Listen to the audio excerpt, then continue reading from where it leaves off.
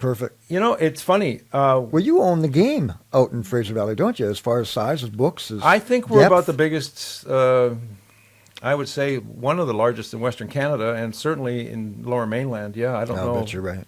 Yeah, and that was intentional. We felt that part of the survival strategy was, if you're big, it's harder to knock you down, and we don't depend on any one particular type or any one particular genre.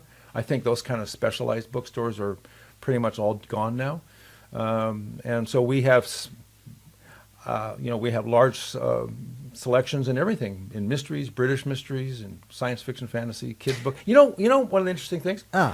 One of the reasons we expanded was because we couldn't keep enough teen and youth titles in. Really? And everybody says, this is a generation that doesn't read. It is absolutely not true.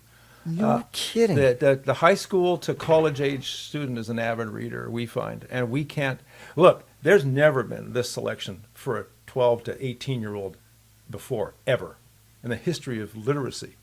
The amount that they can read, the amount of titles that are written for them, it's unbelievable. So yes, we needed more space for a number of categories, and teen and youth titles was right at the top of the list. Okay, and that's we're talking about the fiction as well. We want to go to the fiction. Well, fiction is there were two big engines that drove the expansion. One was we needed more room for the nonfiction categories. I needed more room for my military collection. We have a very large BC history. We were determined to expand our theology and our religious studies section, and we have. And that required space we just didn't have upstairs. So that was great. We also wanted to bring back records, which we've done, both new and used. That's great. But upstairs, where the fiction and the lit is, we needed way more room for youth and teens and for kids. And that was, I think most people find that almost counterintuitive. Yeah, it's like, yeah. Wait a minute. Yeah.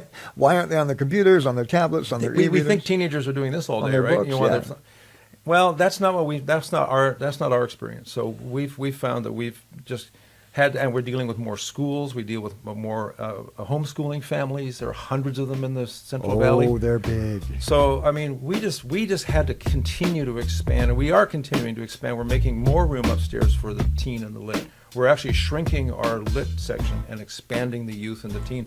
We just need to reallocate shelf space.